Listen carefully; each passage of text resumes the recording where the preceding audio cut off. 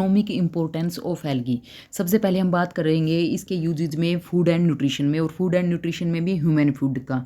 इसके अंदर काफ़ी सारे विटामिन और प्रोटीन पाए जाते हैं, जैसे कि विटामिन ए, बी, सी और ई, और काफ़ी सारे मिनरल्स जैसे कि आयरन, कैल्शियम और मैग्नीशियम होते हैं। तो इसकी वजह से, इन न्यूट्रिशन की वजह से एज ए ह्यूमन फूड हम इनको कंज्यूम करते हैं, या ह्यूमन जो होते हैं उनको ईजी बेसिस पे खाते हैं। दूसरा स्पेसिफिक अगर बात करते हैं एशियन कंट्रीज़ के अंदर, तो वहाँ पर मैराइन एल्गी होती है। मैराइन एल्गी यानी कि जो समुद्र में एल्गी मिलेगी वो मैराइन एल्गी, वहाँ पर इसको मैक्सिमम कंजप्शन किया जाता है एज ए ह्यूमन फूड। दूसरी फूड में ही बात करते हैं हम एनिमल फीड की। ये क्या होती है, एक तो न्यूट्रिशियस होती है, दूसरा कॉस्ट इफेक्टिव रहती है। तो ओब्वियसली वहाँ पर कैटल, लाइव स्टॉक और जो भी चिकन्स होते हैं उनके अंदर हम यूज करते हैं। इसको ड्राइड फॉर्म के अंदर भी यूज किया जाता है, और इसको फ्रेश फॉर्म के अंदर भी, फूड फॉर्म में भी यूज करते हैं एनिमल के लिए, और एज ए फोडर फॉर्म के अंदर भी हम इसका यूज करते हैं। इंडस्ट्रियल यूजेज जो है इसके, जैसे एल्जिनेट्स की फॉर्मेशन होती है, इससे एल्जिनेट एक्सट्रैक्ट किए जाते हैं जो ब्राउन एल्गी होती है उससे। तो उसको एज ए थिकनर कह सकते हैं, स्टेबलाइजर कह सकते हैं, या इमल्सिफायर प्रोडक्ट के फॉर्म में यूज किया जाता है स्पेसिफिक आइसक्रीम बनाने में, टूथपेस्ट बनाने में, पेंट बनाने में, और प्रिंटिंग जो पेस्ट होते हैं उनके बनाने में यूज किया जाता है। बायोफ्यूल्स बनाए जाते हैं, कुछ ऐसी स्पेसिफिक एल्गी होती है जो बायोफ्यूल्स की फॉर्मेशन कर देते हैं। तो ये अच्छा एक अल्टरनेटिव ऑप्शन है हमारे पास में।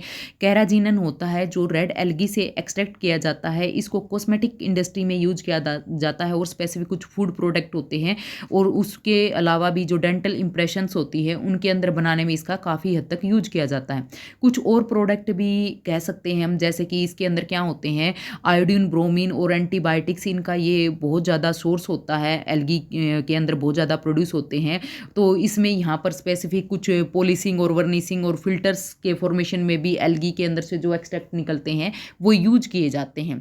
एग्रीकल्चर और सोइल के बेसिस पे अगर इसके यूजेस की बात करते हैं, तो इसके अंदर फर्टिलाइजर, बायो फर्टिलाइजर के हम कह सकते हैं एल्गी फॉर्मेशन करती है, क्योंकि कुछ ब्लू ग्रीन एल्गी जो होती है इसके अंदर, वो क्या करती है, नाइट्रोजन को फिक्स करने का काम करती हैं, जो कि नॉर्मली इन्वायरमेंट के अंदर प्रेजेंट होता है, लेकिन प्लांट उसको अब्जॉर्ब नहीं करने पाते हैं। ये ब्लू ग्रीन एल्गी क्या करती हैं, उसको क्या कर देती है, फिक्स कर देती है, यानी कि उसको नाइट्रेट, नाइट्राइट या अमोनियम आयन के अंदर कन्वर्ट कर देती है। और वो फॉर्म क्या होती है, प्लांट वो फॉर्म होती है जो प्लांट अब्जॉर्ब कर लेते हैं। तो इजी बेसिस पे प्लांट अब्जॉर्ब करेंगे, क्योंकि इन्होंने क्या कर दिया, उसको कन्वर्ट कर दिया या फिक्स कर दिया है।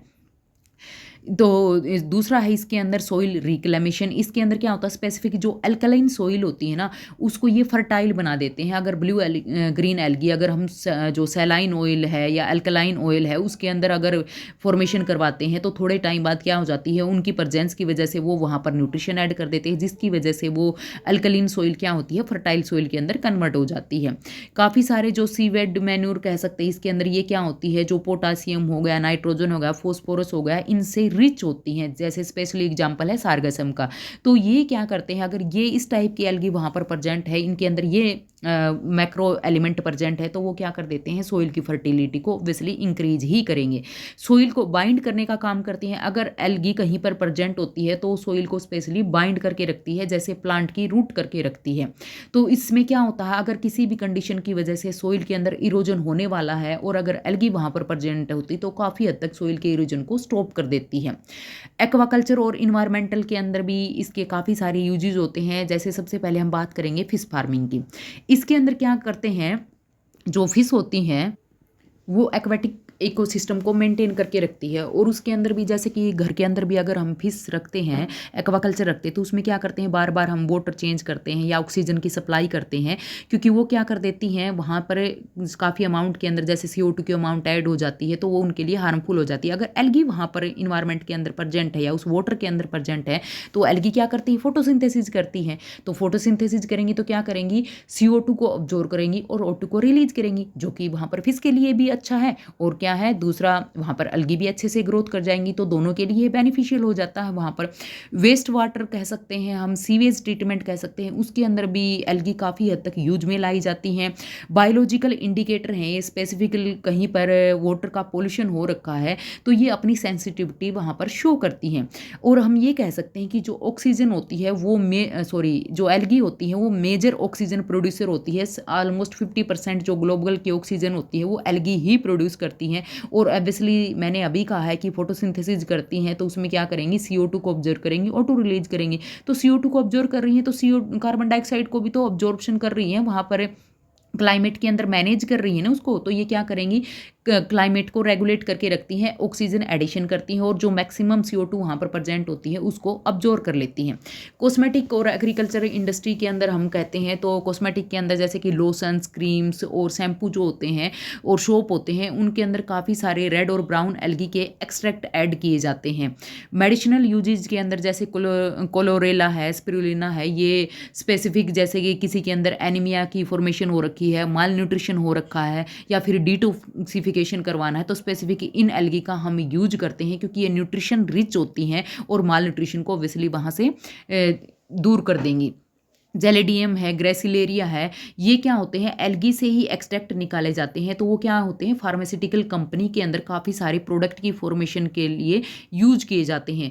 कुछ एल्गी ऐसी भी होती है जो एंटीबायोटिक और एंटीवायरल कंपाउंड की फॉर्मेशन कर देती हैं। तो ऑब्वियसली एंटीबायोटिक और एंटीवायरल कंपाउंड वहाँ से एक्सट्रैक्ट किए जाते हैं, तो उनसे एंटीबायोटिक और एंटीवायरल जो होती हैं, जो मेडिसिन होती है, उनका भी हम प्रोडक्शन करते हैं।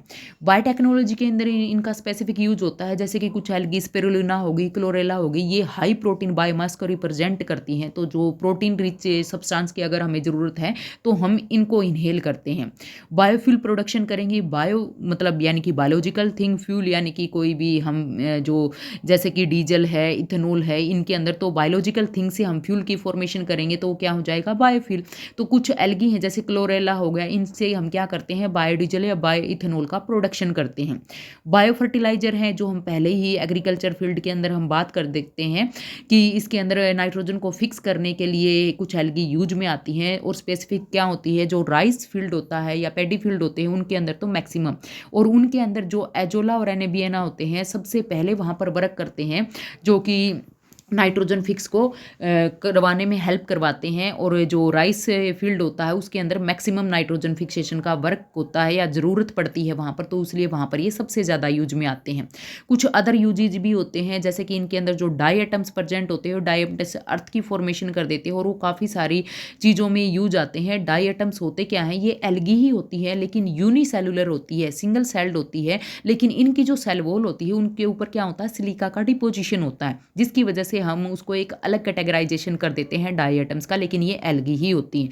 ये क्या होती है मोस्टली, जैसे कि पॉलिशिंग मेटल हो गए, फिल्टर्स हो गए, डायनामाइट फॉर्मेशन हो गई और साउंड प्रूफ मटेरियल के अंदर इनका यूज किया जाता है। आजकल तो ट्रेंड चला हुआ है कि साउंड प्रूफ रूम बनाए जाते हैं, बाहर की आवाज़ अंदर नहीं आएगी, अंदर की आवाज़ बाहर नहीं जाती है। तो आजकल इन चीज़ों के ऊपर काफ़ी ज़्यादा वर्क चल रहा है। कुछ इसके अंदर एल्गी क्या होती है, जैसे कि डिफरेंट टाइप की होती है, ग्रीन एल्गी है, ब्राउन एल्गी है, रेड एल्गी है। तो ऑब्वियसली इनसे क्या करते हैं हम, जैसे red algae red colour extract कर लिया है, brown algae brown colour extract कर लिया है, तो उसको क्या करते हैं फूड के अंदर या टेक्सटाइल इंडस्ट्री के अंदर हम क्या करते हैं, एज ए नेचुरल कलर देने के लिए उसको यूज करते हैं। क्योंकि मोस्टली हम जैसे फूड कलर डालते हैं तो फूड कलर में क्या होता है, वो सिंथेटिक होते हैं। तो हम क्या करते हैं, नेचुरल चीज़ों से अगर एक्सट्रैक्ट करेंगे तो वो हमारी हेल्थ के लिए भी हेल्पफुल रहेंगे और वो हमारे लिए हार्मफुल नहीं रहेंगे। तो इतने सारे यूजेज हैं इन एल्गी के।